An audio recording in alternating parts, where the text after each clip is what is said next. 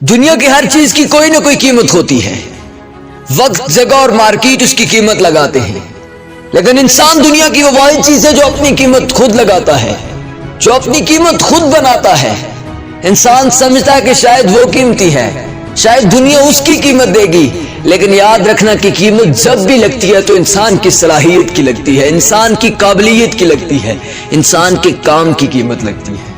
اگر آپ خود کو قابل بنا کر مارکیٹ میں نہیں لائیں گے تو آپ کی کوئی ویلیو نہیں ہے. قیمت جب بھی لگے گی آپ کے ایکسپیرینس کی لگے گی، قیمت جب بھی لگے گی آپ کی سکلز کی لگے گی، آپ کے اندر موجود اس قابلیت کی قیمت دنیا دے گی. اگر آپ کے پاس یہ چیزیں نہیں ہیں تو آپ کبھی بھی اس میدان میں مقابلہ نہیں کر سکتے. انسان سمجھتا ہے کہ شاید وہ قیمتی ہے، لیکن قیمتی انسان کا کردار ہوتا ہے، اس کا معیار ہوتا ہے، اس کی قابلیت ہوتی ہے. ہاں ایک بات یاد رکھنا کہ شاید دنیا یہ سوچ رہی ہے کہ اس کے پاس سکلز ہوں گی، اس کے پاس ایکسپیرینسز ہوں گے تو وہ مارکیٹ میں آ کر چھا جائے گی، لیکن یاد رکھنا کہ جو سکلز اور ایکسپیرینسز کے ساتھ ساتھ کردار اور معیار کی چیزوں پر پورا اترتا ہے دنیا اس کی قیمت دیتی ہے. اگر آپ کے پاس ایک سوچ، ایک نظریہ، ایک کردار، ایک اخلاق ہے تو پھر دنیا آپ کی قیمت دے گی، کیونکہ ایکسپیرینسز اور سکلز والے اس دنیا میں لاکھوں کروڑوں پھر رہے ہیں جن کے پاس کچھ بھی نہیں ہے.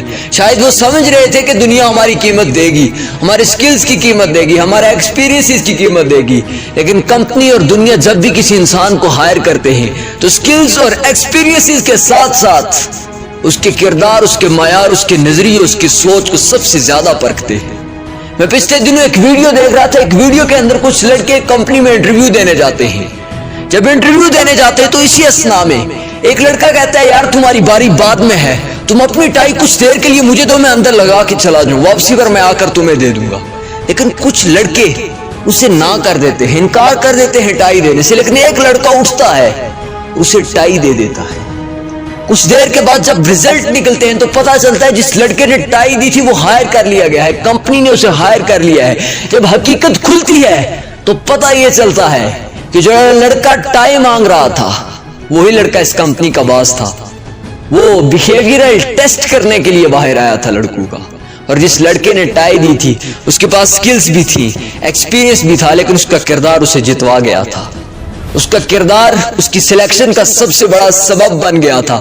باقی سب کے پاس سکلز تھی، ایکسپیرینسز تھے، ڈگریز تھی، لیکن ان کردار کی کمی کی وجہ سے وہ آج وہاں پر فیل ہو چکے تھے. اگر آپ سکلی ہیں، ایکسپیرینسیبل ہیں تو یاد رکھنا کہ اپنے اندر کردار اور معیار بھی پیدا کرنا، یہی چیزیں تمہاری قیمت بھی بڑھائیں گی.